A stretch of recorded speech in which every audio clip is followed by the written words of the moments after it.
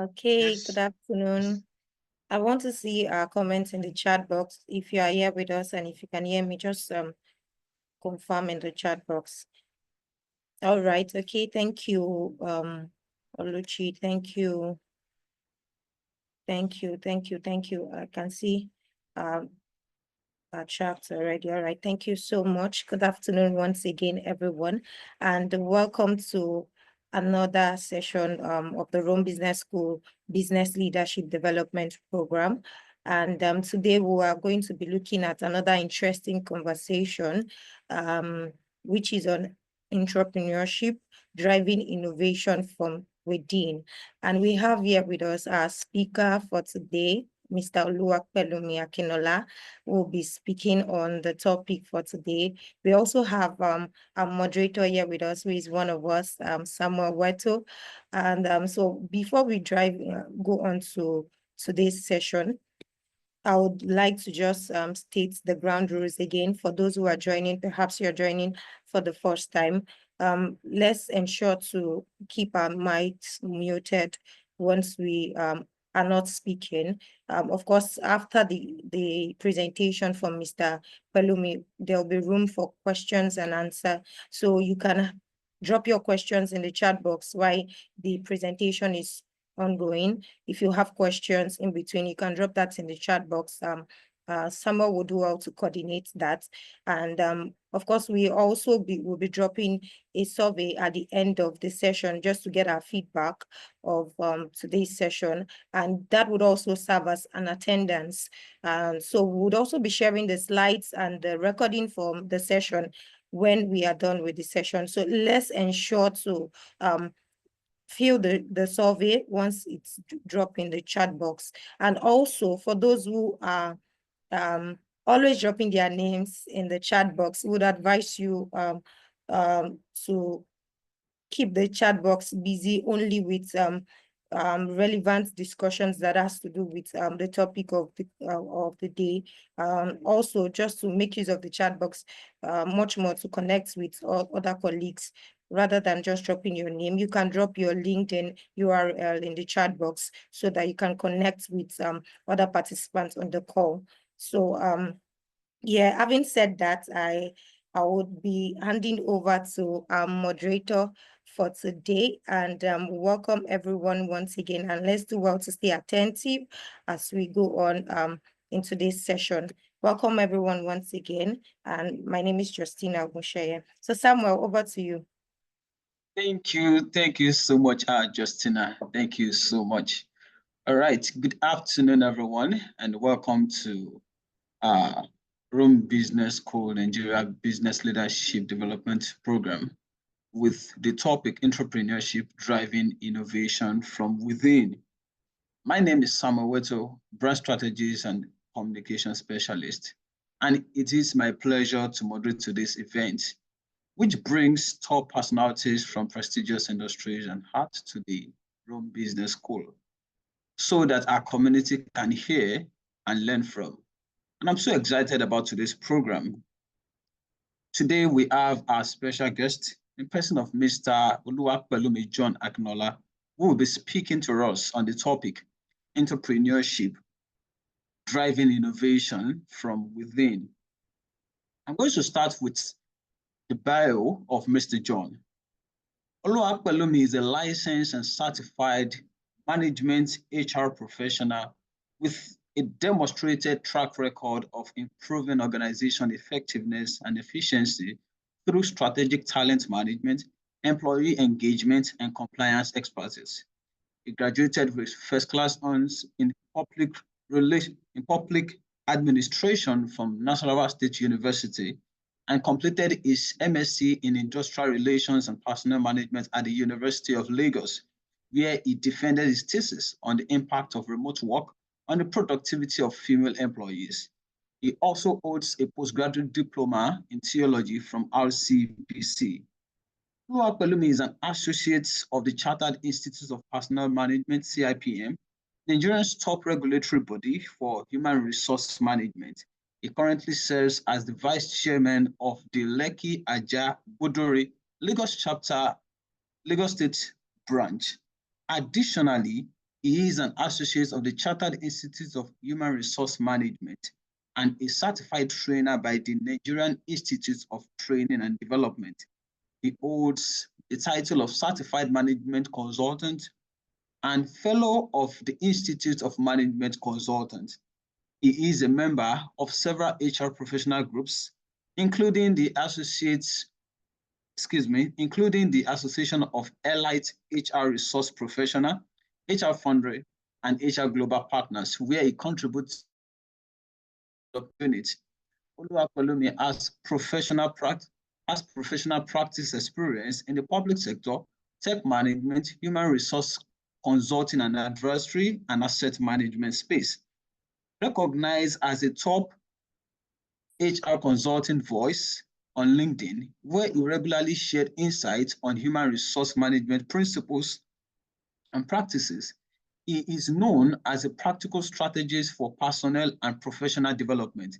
He currently works as a manager, human resource and administration at Networth Portfolio and Asset Management. In addition to his professional work, Oluwapelumi serves as a pastor at RCCG, the Living Seed Church, Aja. In his leisure time, he enjoys spending time with friends and family, playing games and watching Netflix. Very distinguished ladies and gentlemen, with your reactions and comment through the chat box, kindly welcome with me Mr. Oluwapelumi for his presentation. You're welcome, Mr. Oluwapelumi. Wow. Thank you. The introduction was looking like it's not mine. All right. Thank you so much, Samuel. That was really top notch. I think I'm not surprised. Being a brand strategist yourself, I'm not really surprised at all. Okay, sorry, my environment is a bit dark, but I'll still try and see if I can, put on my video and show my face. But just before that, I think I still need more engagement. We're about 170, approximately 170 on the call. So please, I would like everyone to just drop in the chat box where they are joining from currently. If it's in Lagos, just indicate somewhere in Lagos. Don't worry, your location is safe. We just want to make sure that everybody is actively on the call. So please quickly do that while I go ahead to share my screen. Please, do I have access to share my screen? Yeah, yes, sir. I think you do. Okay. Yeah. A bit of challenge. Let me see. Just a minute. Please drop in the chat box where you are joining us from. I believe we have both students of Rome Business School and some people from outside as well. So please drop in the chat box. Let's get to know where you're joining us from. And my screen will be up in 1 minute. Sorry, just a minute.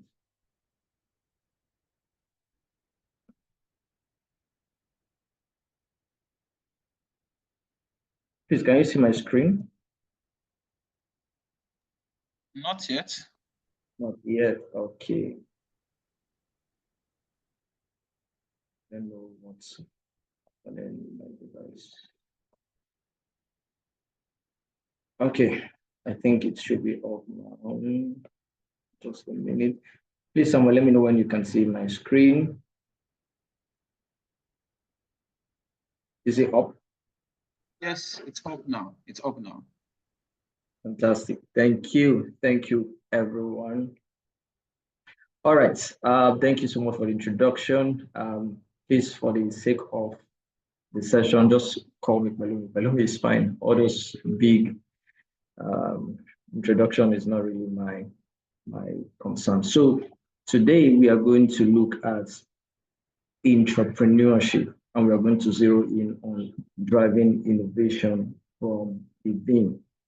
So when we say driving innovation from within, we're talking about zeroing in on existing organization, okay? And I'm going to make this presentation for a few minutes, then we'll talk and we'll take questions. All right. I've already been introduced.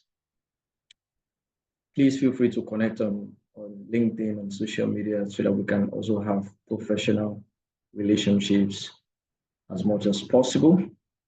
Now, I'm going to begin my presentation with understanding innovation paths. Okay, please don't lose focus of the topic under discussion. We're looking at driving innovation from within. Now, I would like to just broadly state that there are two ways to drive innovation, okay, from a corporate standpoint. You can either drive innovation, in other words, manufacture innovative products or services as an employer, or you can also do it in an existing organization as an employee.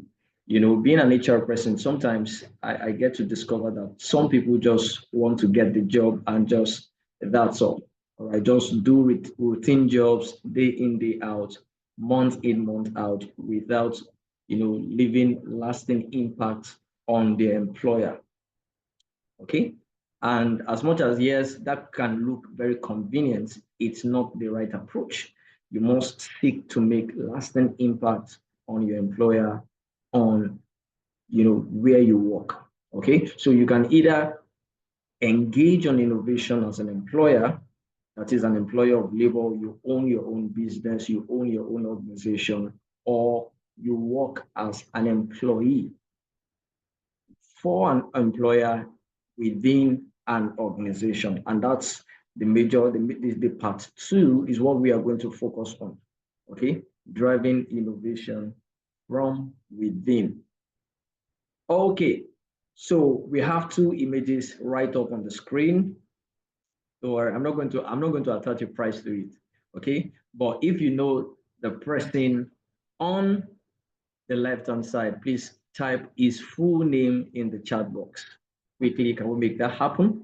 If you know his full name, please type it in the chat box so that I can see from here. The person on the left. The person on the left.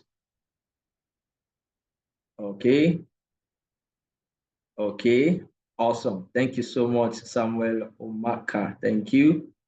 Thank you, Victoria. Awesome. Chioma, thank you. Sukomi Ajibode, thank you. All right, so who is the person on the right hand side? Please drop the full name as well for the person on the right hand side. Please let's make it the hand side. Okay, we're still waiting. What's the day? Okay, thank you for your response, Jeff Bezos for the left. So who is on the right hand side? Anyone? Wow. No name on the left is anonymous staff. Okay, awesome. Awesome. An employee, Kevin Obinya, thank you. No idea. I don't know. An employee unknown. Thank you. Thank you so much, Aurelua. Thank you. An employee of Amazon. Thank you. I like that. Same for Samuel Omaka.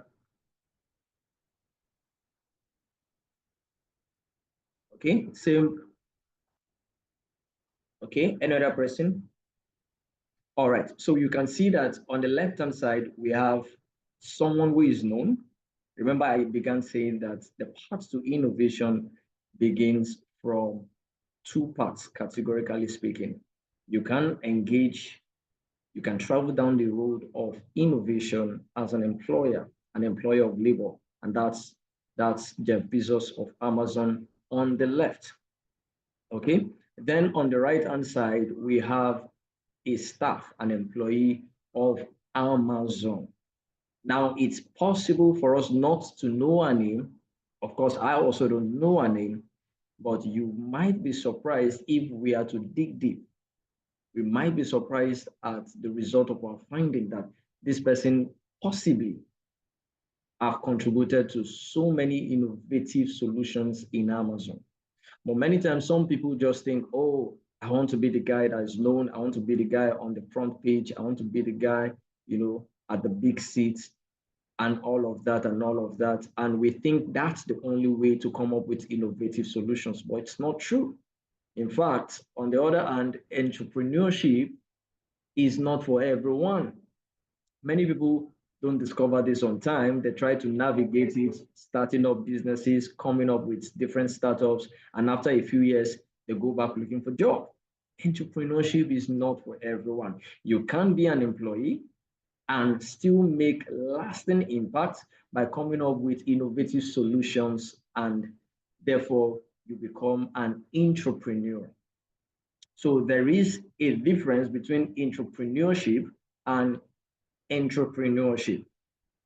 Okay, Jeff Bezos of Amazon is an entrepreneur, while the staff, of course, based on what she does, based on what he does as a staff of Amazon, can be likened to an entrepreneur. Next.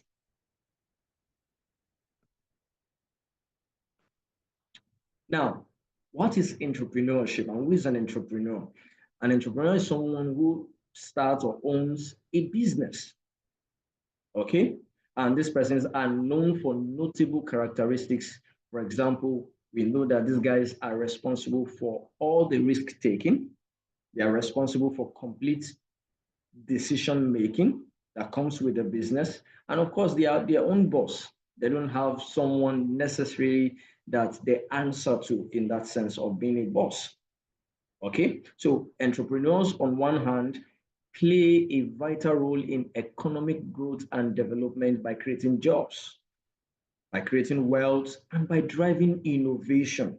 And they are the engine of the economy.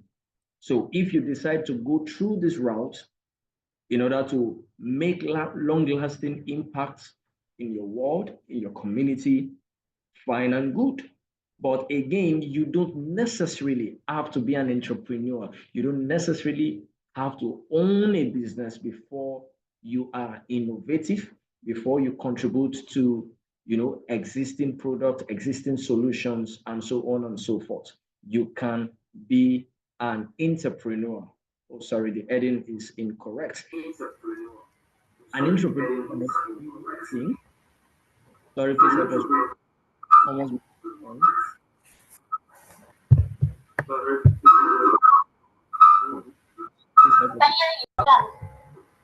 There's an interference. All right, thank you. An entrepreneur is an individual, an employee, a staff who thinks and acts like an entrepreneur within an established company. And the good thing about them is that they identify opportunities for innovation, they deliver and come up with new ideas, they take initiatives to bring those ideas to life. And let me tell you the truth, it begins by having an ownership mentality. Driving innovation from within as an employee begins by cultivating, developing an ownership mentality that I'm not just an employee, I'm not just working 9 to 5, I'm not just here, to just waste away my time, waste away my life. No, I am here to make a long-lasting impact.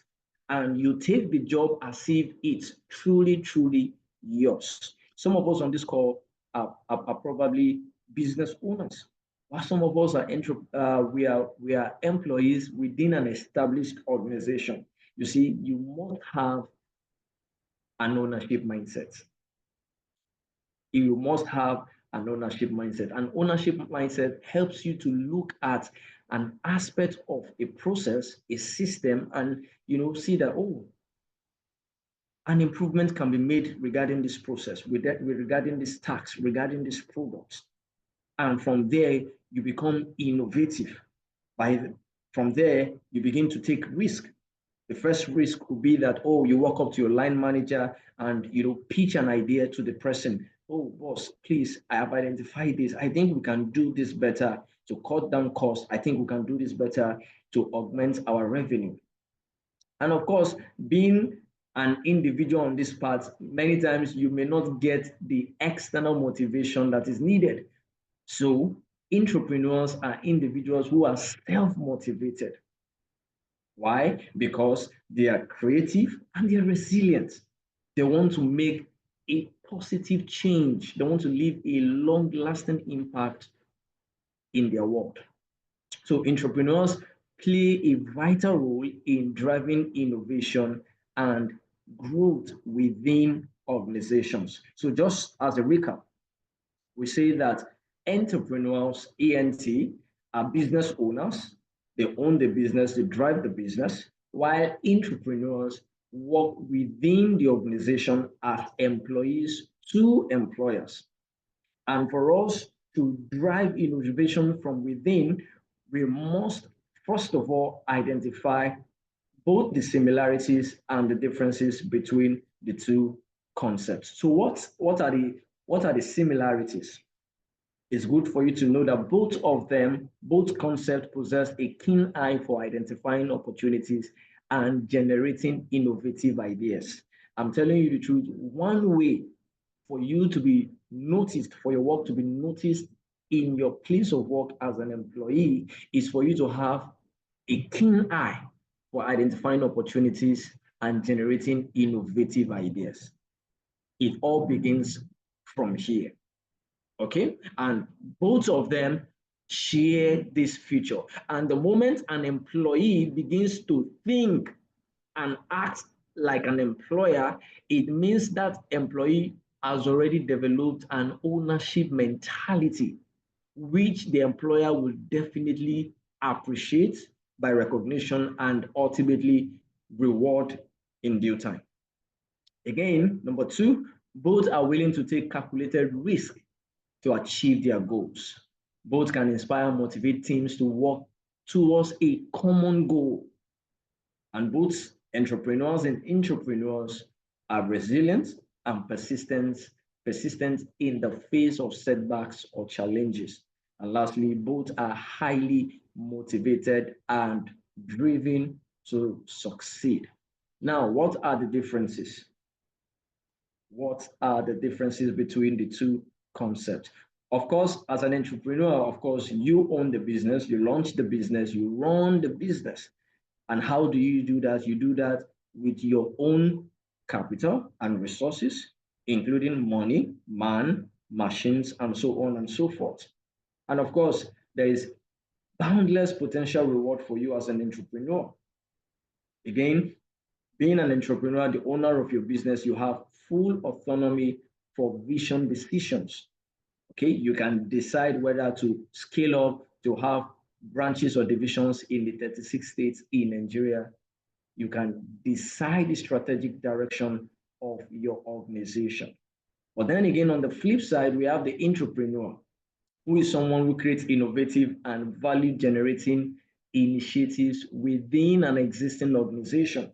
And of course, being an entrepreneur, you don't use your own resources in terms of money, man, machines, and so on. You use that of the organization. So it therefore means that being an entrepreneur, one who drives innovation from within, you actually have the resources needed within your reach.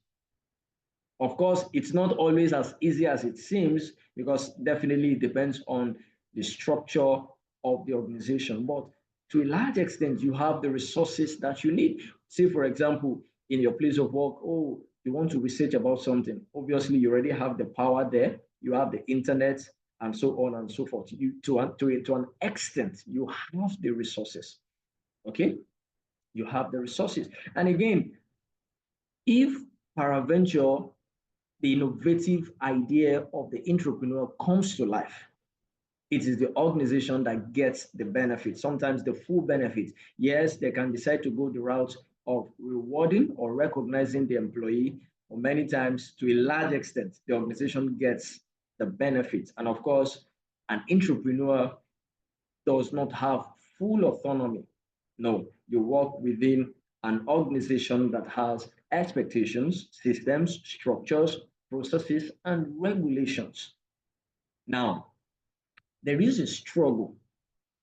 There is a struggle. Driving innovation from within comes with a struggle. Some employers of labor do not want you to come and be innovative. Some of us can identify with this. Some of us can testify to this. Some employers of labor just want you to come and do exactly what they have instructed you to do Monday to Friday, every month of the year. Okay, so I mean, while I was in the consulting space, we did a particular project for one of the leading telecoms organization in Nigeria.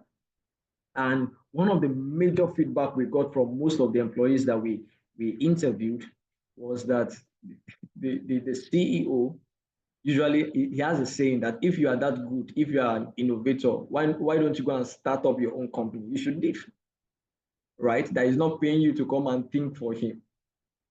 Okay, so there seemed to be a struggle between the entrepreneur, in this sense, the employer, and the entrepreneur in this sense of being an employer.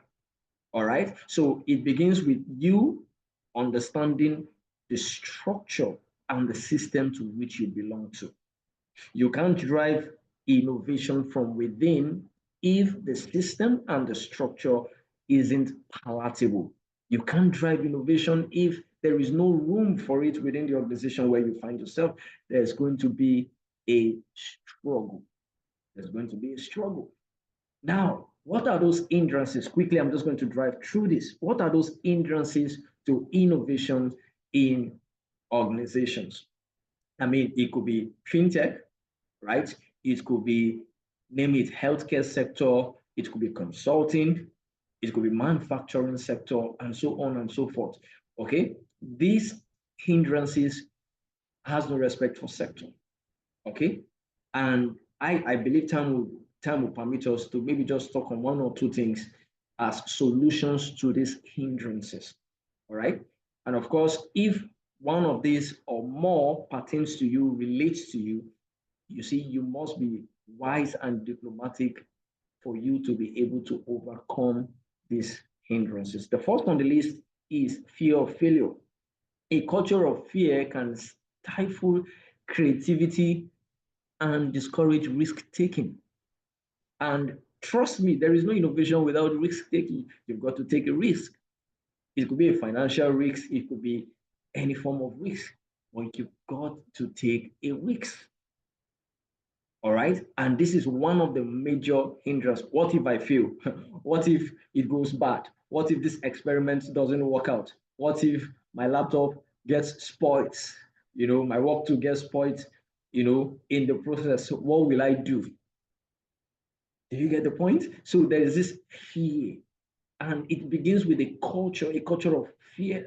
If this thing fails, we are going to deduct it from your salary. HR is already telling you, if this thing doesn't work, your salary is going to pay for it. And you're like, oh, no, I don't want to go this part. Or Christmas is coming. I don't want any deduction. Okay. Second on the list, second hindrance is bureaucracy and red tapeism.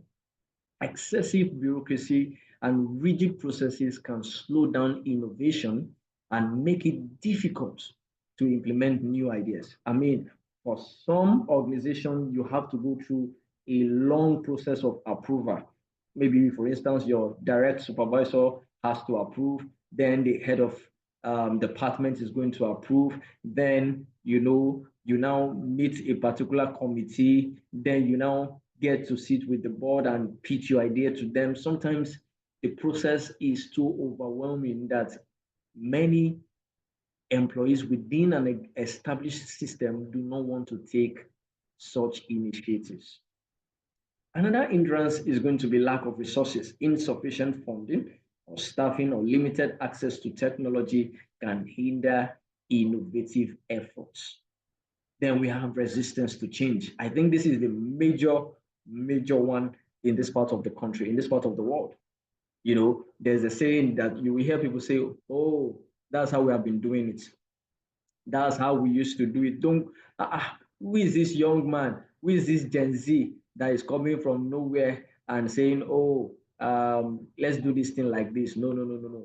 That's how we used to do it. Please, please, please. That's how we used to do it. And you can sense a form of resistance to change. A resistance to change from employees or management can impede the adoption of new ideas and processes. You've got to give room. If you're an employer of labor on the call, you've got to give an allowance for your employees to be creative, to introduce certain things that are new. Okay? Next point is short-term focus. A short-term focus on quarterly or annual results can also discourage long-term innovative projects. Some employers of labor, some management will not approve certain innovative ideas if they can't see the result in 2 weeks, in 3 weeks, in 1 month. No, certain ideas take long time to come to fruition. I mean, many of us have heard of Thomas Edison, who invented the bulb, right? We know how many times, hundreds till the thousandth time before he was able to get it right. So some innovative ideas don't take weeks. Some take longer time. Some take 6 months. Some take a period of 1 year and even more. So when an organization, an employer of labor is only focused on short-term benefits and rewards, it's going to be difficult and it's going to serve as an hindrance to an idea that is capable of generating long-term benefits. And of course, the last point on my list is lack of leadership support. Lack of leadership support. The moment the leadership or the management does not approve of your idea, it's never going to see the light of the day. Okay? Now, how do we go about this? It all begins with culture. It all begins with culture.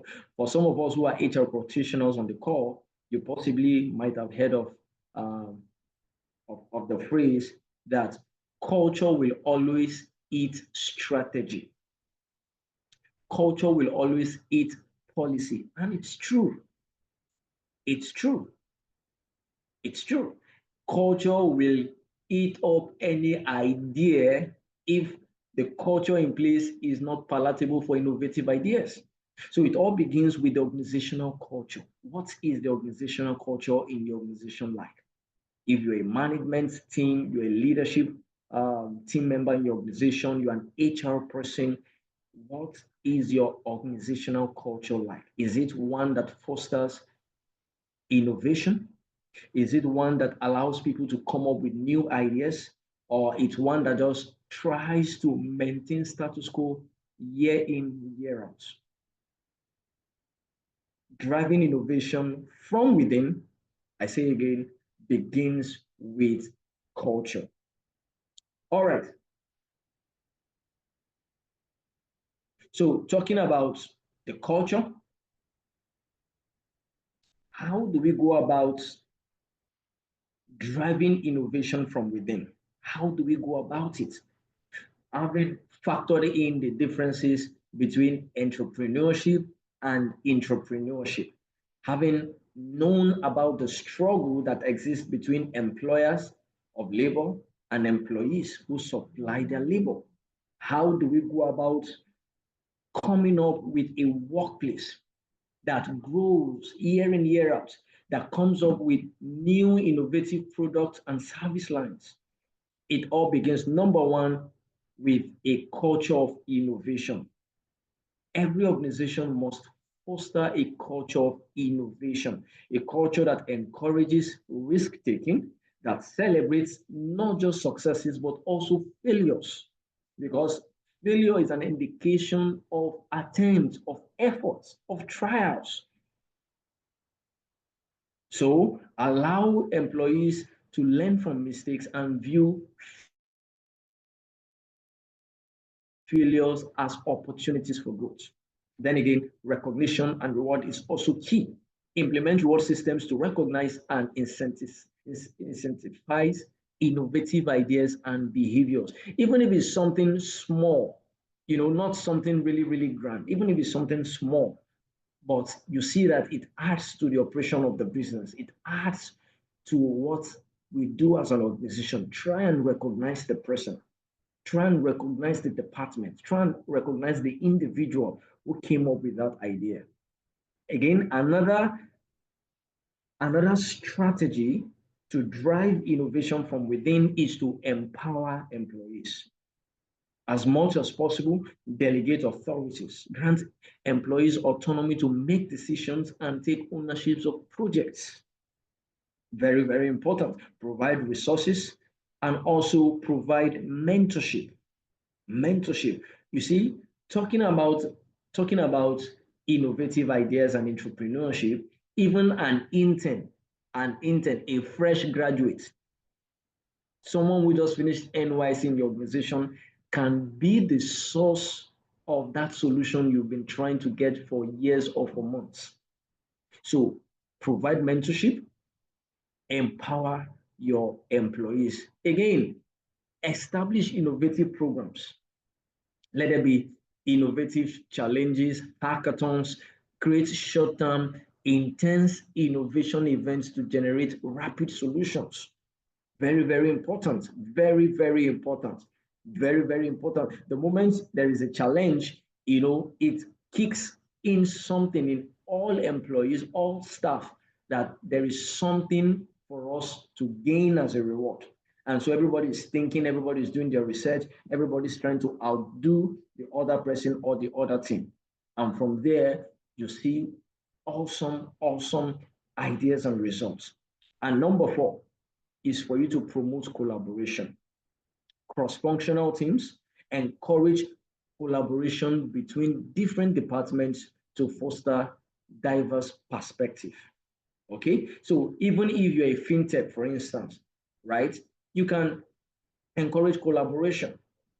You can come up with a challenge and, have team A, team B, team C, and in each team, get people from different departments, different units to be team members in each team. Have a cross-functional team so that people can view things from different perspectives, different viewpoints. And you'll be amazed. You will really, really be amazed at the results. Okay? Again, in terms of promoting collaboration, is open innovation. Collaborate with external partners such as startups, universities, and customers to generate new ideas. Many times we don't even like customer feedbacks. We don't like to deploy customer satisfaction survey to know whether we are really doing the right thing or we are really, on the wrong path. No. Lastly is knowledge sharing sessions, KSS. Facilitate knowledge sharing through internal platforms, workshops, and conferences. Now, there is a case study. Some of us might have heard of this particular case study, okay, of how Google came up with Gmail, which was established, I think, about 19, 20 years ago now, if I'm correct, right? So how did Gmail come into existence? So Google has a particular, they call it 80-20 rule, right? Where employees are expected to use 80% of their time to service and work for the employer, for the organization. And they can take 20% of their work time to embark on personal projects. Pay attention. It was one of the staff, one of the employees of Google, embarking on a personal project that led to the development of Gmail. And from there, this is one of the most used email platforms in the world. Almost everybody has one Gmail account or the other. Why? Because Google decided to say, no, we are going to have a system, a structure, an organization that fosters innovation. We are going to allow our people to be able to think outside of the box. We are going to allow our people to use 20% of their work hours, their work time, to embark on personal projects, to brainstorm, to engage in design thinking. And from there, we can see the best ideas and come up with ways to support such ideas. And that was how Gmail came into existence. So don't employers shouldn't try to compete with employees. No. Yes, it doesn't necessarily mean that you will have to embrace all of their innovative ideas, all of their suggestions. No. Or let it be perceived. And of course, again, in reality, that you have an organization, you have a business that allows employees to share their ideas and to be creative. So, with these few points, I think of the major points of my presentation, first of all, by talking about the concept of intrapreneurship and also talking about the concept of entrepreneurship and looking at both the similarities and the differences between the two concepts. And I've also been able to talk about the strategies that can be put in place by management, supported by the HR department, in seeing that we have a conducive environment that fosters innovation. And of course, I've also shared with us a case study using Google and the development of Gmail as a good case study for how we can drive innovation from within. Thank you. Over to you, Samuel. Thank you so much, Mr. Oluwakodumi. I mean, that is quite detailed and highly insightful. I want to believe that for every person that has been on this call, right, you all agree with me that this is practical insight, right?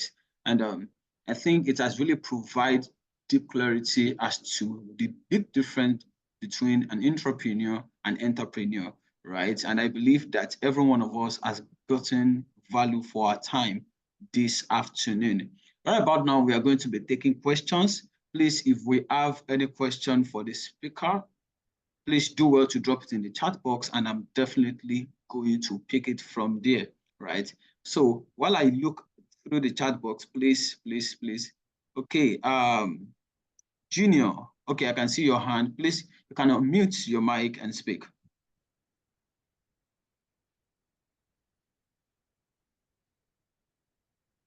All right. Good afternoon. Please, can you hear me? Yes, we can hear you.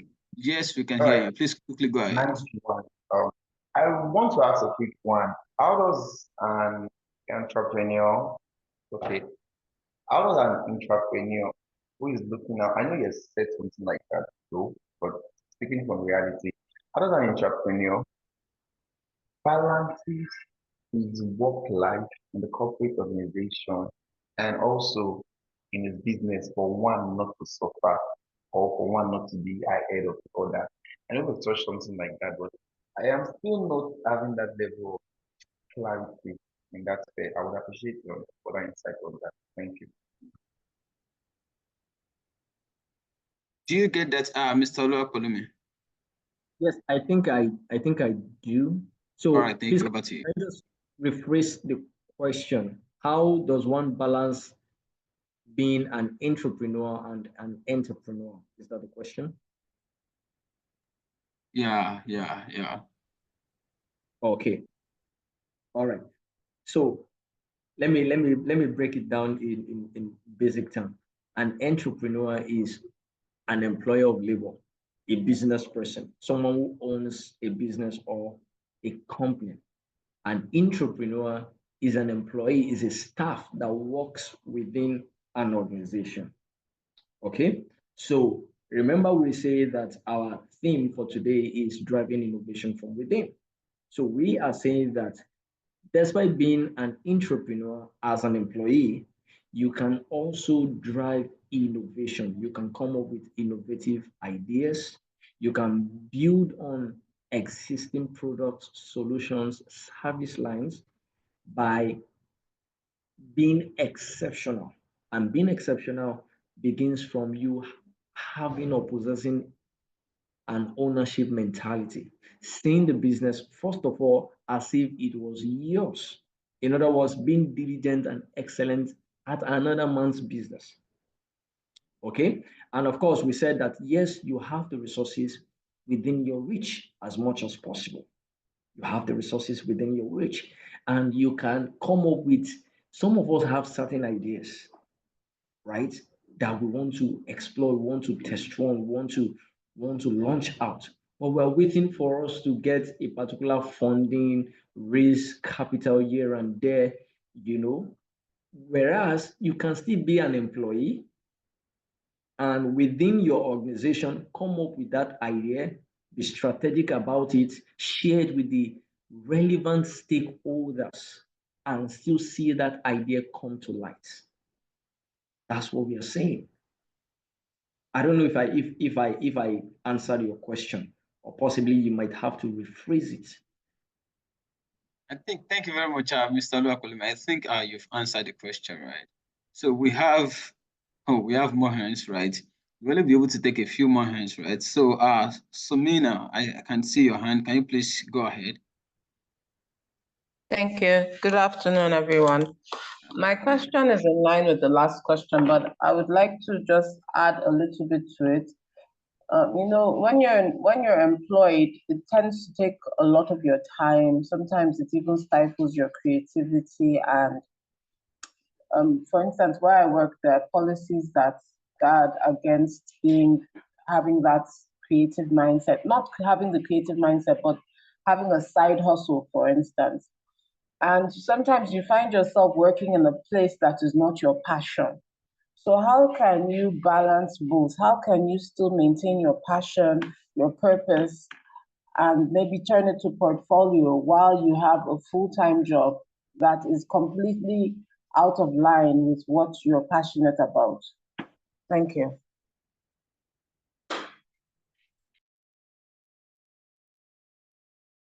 Over to you, Mr. Luakolima.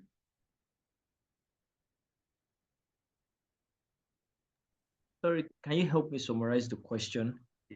I think I got the beginning part of it, but I didn't get the ending part. Okay, so she was saying that there are some workplace where they don't really accommodate your ability to explore your creativity. I mean, you don't have that. You don't have that luxury of time. You don't have.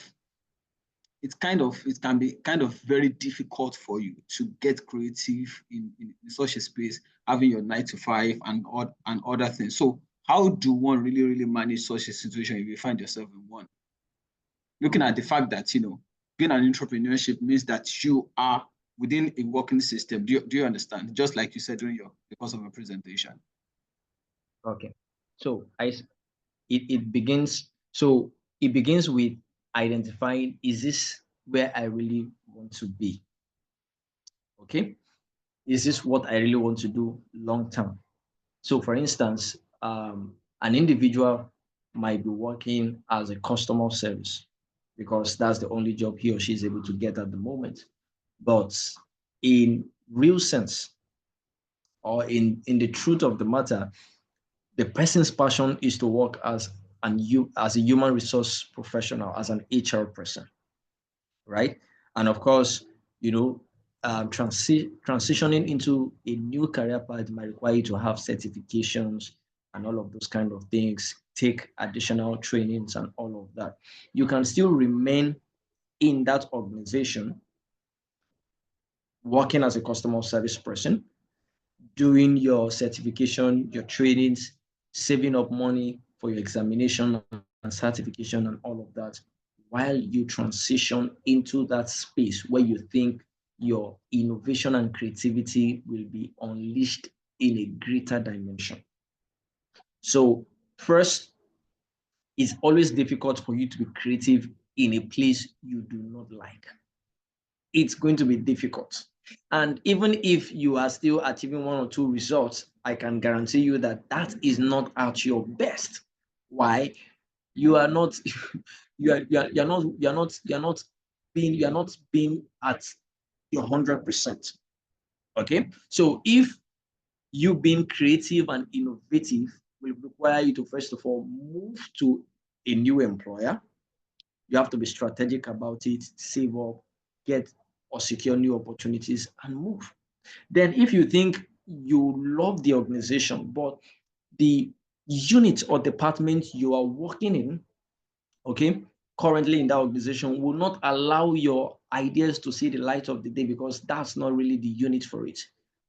Now, you must prove to the employer, you must prove to your line manager, to your head of department, that you've gathered additional knowledge, training, increased your competencies, and now your value has increased such that you can fit in.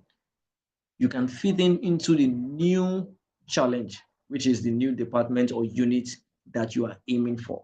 And while you are there, you can now begin to do more exploits. You can now begin to bring up new suggestions in form of ideas for products, for services that the organization is responsible for, right? But it, just to state it black and white, you cannot be your best. You can't be 100% creative and innovative in a place or a unit or department you are not happy or passionate about.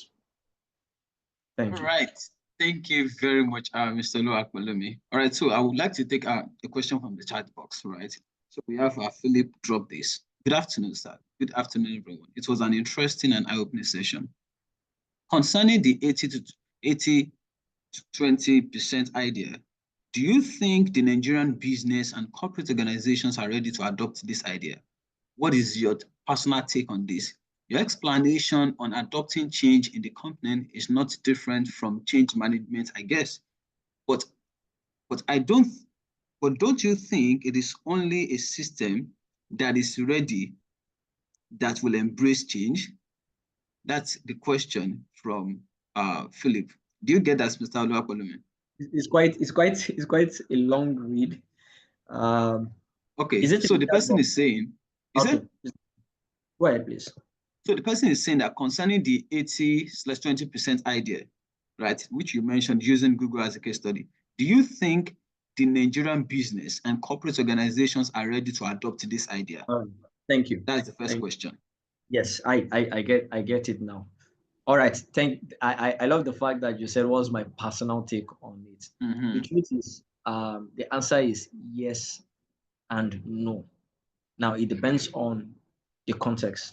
Some organizations are ready for it, while some are not ready for it. I mean, some organizations are not even ready for flexible work and flexible work arrangements, hybrid work.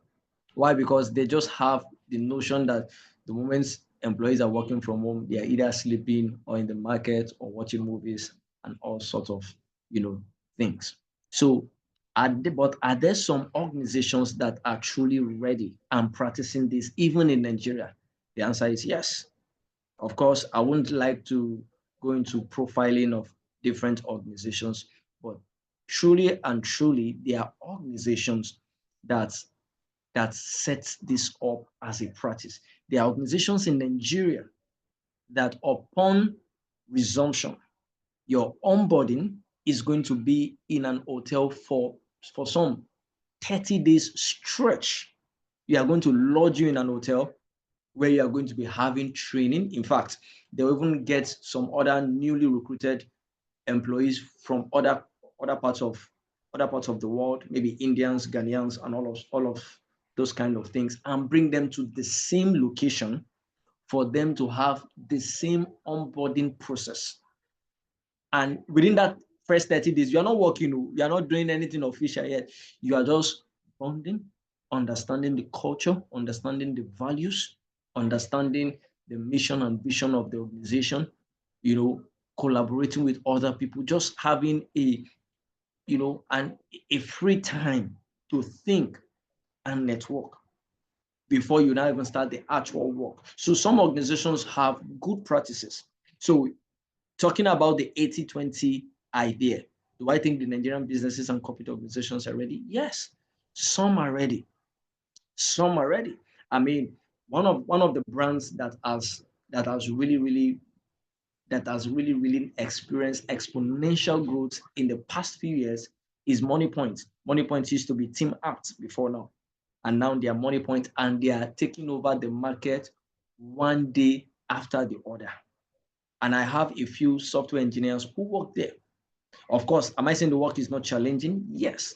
But is there room for innovation and creativity? Well, to the best of my knowledge, yes, there is. So you explain on adopting change in the organization. Your explanation on adopting change in the organization is not different from change management, I guess, but don't you think it is only a system that is ready, that will embrace change? Yes. And of course, that's why you see many times if you want to pitch an idea to your line manager, to your boss, to your superiors in the place of work, try and do a bit of research so that they can see other businesses, other employers in your industry, in your sector that have also adopted that particular change initiative and it is working for them. When you are able to show them and they can see obvious results from that organization, from that competitor, I'm telling you, sooner or later, your organization will be open to taking up that change initiative. Thank you. I think Thank you so much. Thank you so much, Mr. Oluwakolemi. Now we seems to be having much hands, but then I'm going to take only just two more. Yes, I'm just going to take only two more. But we have Adeyanju. Adeyanju, you can have the floor now. Adeyanju, are you there? Yes, I'm here. Good afternoon, sir. Good afternoon. Thank you so much, Mr. Oluwakolemi, for the session. My name is Shikemi Yomi Adeyanju, and I would like to ask, how do you drive innovation in a broken system or structure, so to speak? Let me know if you'd like me to explain further my question. Yes, go ahead. All right. Like, how would you drive innovation in a broken structure, in the sense that, for instance, if your line manager is not a very secured person and he feels threatened about innovative ideas that comes from subordinates, let me say, or people in his teams, and then your innovations, not because they are not good, everybody sees that this is very important, they should be implemented, but unfortunately it cannot go further because of I don't know if I should use personal. It's not a personal thing because it's not just one person. It's more like the person feels threatened about ideas coming from other people and not him. But if you can route the ideas through him and not be the face of the idea or the innovation, then it's fine. So how do you drive innovation in that kind of system where you are not recognized for your efforts? Or I don't know if you get the question now. Yes. And truly, I can also relate to it as an individual. You see, some superiors, in terms of supervisors and line managers, feel threatened. In fact, they even feel threatened by their subordinates or colleagues, academic, professional achievements, and all of those things. But again, being an employee, I'll tell you this for free. There is a limit. There is a limit to how much you can do about a broken system or structure. Just take it for free. There is a limit. In fact, just today, earlier this morning, one of my HR professional groups were talking about a particular scenario of a lady who was approached online on LinkedIn by someone. The person was requesting, can you give me tip for this? I'm having an interview with your organization for this role. And the lady that was approached got to discover that it was a role, a current role that they were trying to fill. And when she now engaged the person further, the person now told her that the person occupying the role, according to the information he got, the person had been fired. And a day or two afterwards, the lady ended up being fired. So she got to know about termination from an outsider first. So you can imagine such a system. So know this for free, that there is little or nothing as an employee, especially at a lower level, that you can do to repair a broken system. But there are a few things, practical things you can do. First of all, number one is to lead by example in the littlest things you do. Lead by example. Number two, you must be emotionally intelligent to manage such bosses or superiors. So say, for instance, you got a certification right? For instance, now, which your superior does not have yet, right? If you are going to celebrate, let me say this in Nigerian parlance, don't celebrate too much, or don't celebrate in a way that the person will feel threatened. You must be intentional, you must be emotionally intelligent about even how you celebrate it. Okay. Now I'm not asking you not to celebrate, but you must be smart, right? That is another angle. Number three thing is that if you discuss it with him and is not ready to buy into it without owning the idea, when you have the opportunity, right, always try to make sure that your work speak for you and you also speak for your work. Many times we want only our work to speak for us. Your work is not going to speak for you every time. You too learn to speak for your work. Say, for instance, you are having end of the year party, and peradventure you are in a team or you are sitting on a table with somebody senior who kind of, is approachable and all of that, and the person is nice and jovial. In such environments, in such events where the atmosphere is calm and everybody is enjoying themselves and all of that, try to chip in your ideas. Many times when we have the opportunity to sit down with management staff, all we are focused about is taking pictures and doing videos. That is an opportunity for you to chip in your idea. And of course, as you are communicating it to the management staff, also chip it in that, you recently also informed your line manager. Not necessarily seek approval, but you informed the person, right? So from such a standpoint, when the management team member, oh wow, we love this idea. Okay, you know what? I'm going to put in a word for you, and you know what? If the idea works in, if it goes out well, maybe when we are having management meeting or things like that, we can have you come and pitch. I also try and speak to your line manager and all of that. So you must be diplomatic. Every opportunity you have, let your work speak for you, and also speak for your work. But you see, when you have the opportunity to sit down with senior employees that are even above your line manager, if your line manager is becoming an issue or an obstacle, chip in your work, chip in your ideas in the most welcoming, respectful manner. So that's what I'm just going to say. But like I said initially, All right. you cannot do much about a broken system. All Thank right, you. thank you so much. Thank you so much, Mr. Oluwapelum. Like I said I was just going to take two more, and the last person I'll be taking for today is Samuel Joseph. Samuel Joseph, if you are still on this call, please. Okay, you're still on this call, please unmute and speak. Okay, good afternoon, everybody. Good afternoon. I really appreciate the opportunity to participate in this great edition of this program. And I would have, the question I wanted to ask, a number of people have alluded to the same question, and the speaker have done a good job on it, except that I would have actually appreciate the procedures or the step-by-step approach of presenting a business case when you are bringing on board a new idea, as an entrepreneur in an ongoing organization. Number one, that organizational politics will come to play. Like the speaker have mentioned, emotional intelligence and all of that.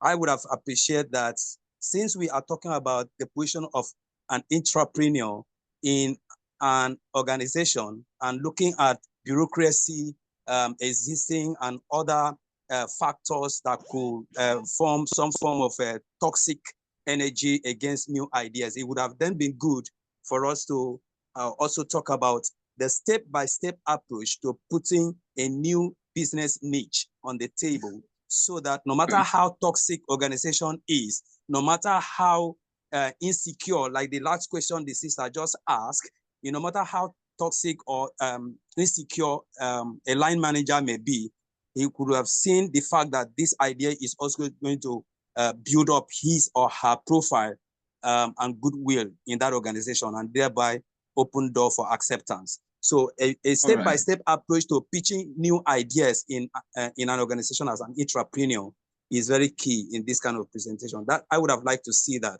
For example, statistics, for example, research and all of that. Those are the things I would have liked to also hear from the speaker. Thank you. All right, thank you very much, Joseph, for sharing that with us. I would like to ask the speaker. We have a feedback for him. Because Thank you. Over for you.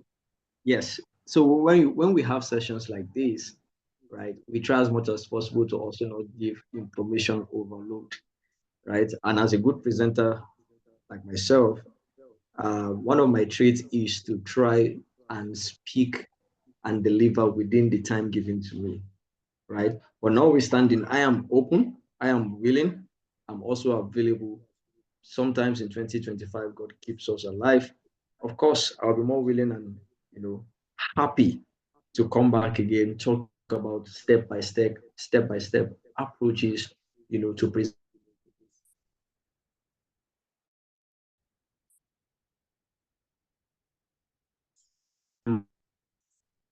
manager to management staff and all of them into one singular session. So yeah, if time permits me, and of course, if the coordinators of the business leadership program permits, definitely we will have a second time to look at that aspect of the concept. Yeah, thank you. All right, Thank you very much, sir. I appreciate it.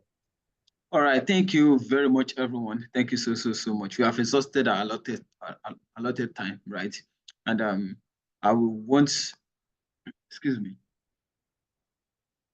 So on everybody asking in the comment section if the slide will be shared, that will be responded to, right?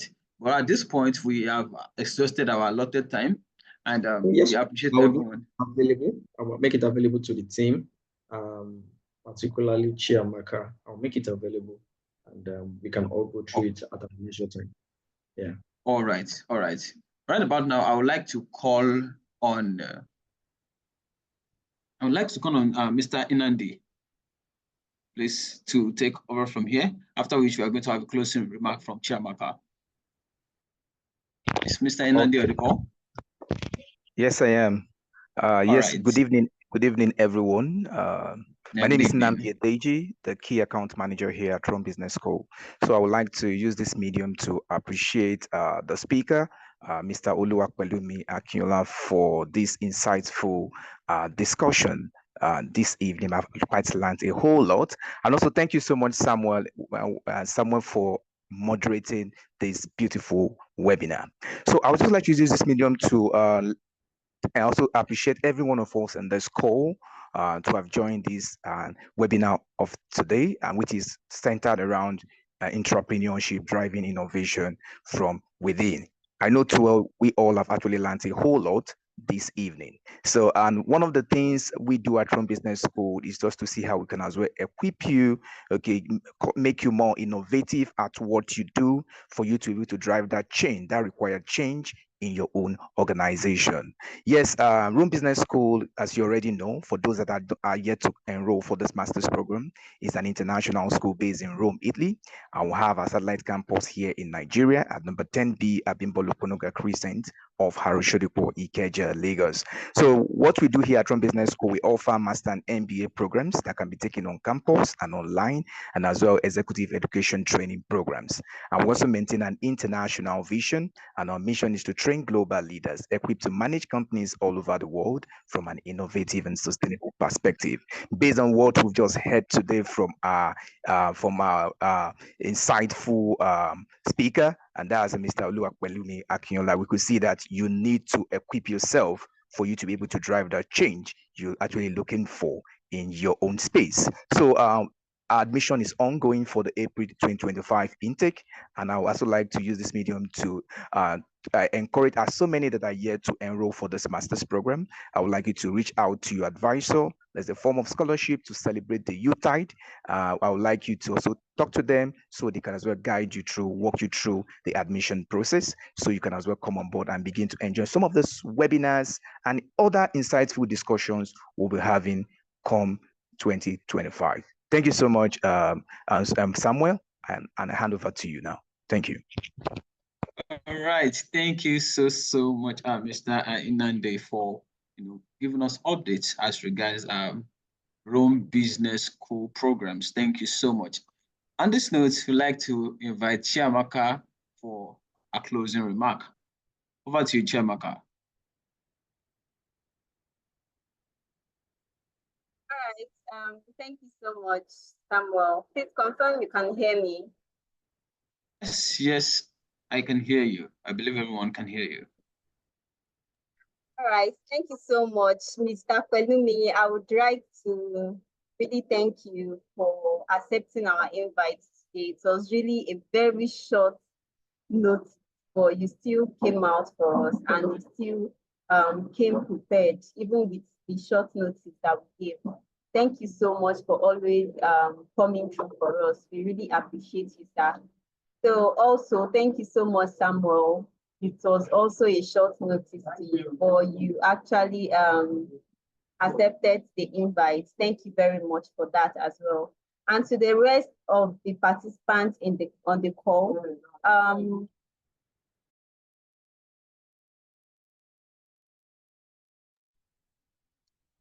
right, to the rest of the participants on the call, I would like to inform us that Mr. Pelumi is on LinkedIn.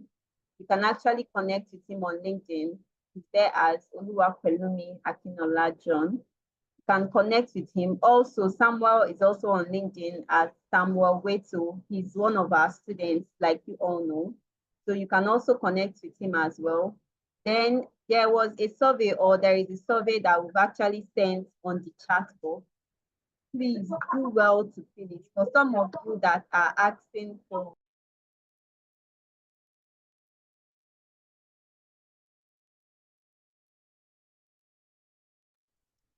some of you that are actually asking for the slides and recording of this workshop, you can actually do well to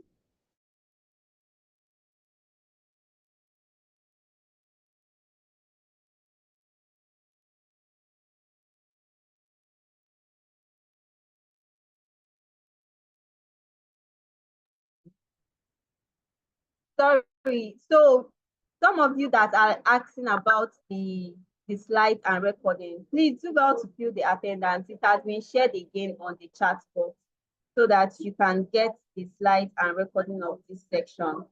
And also, please try and fill out your correct email address. So when we send it out, you can get to your end. So thank you so much for joining this session today and for your time. I believe we were as brief as possible and we didn't waste your time too much.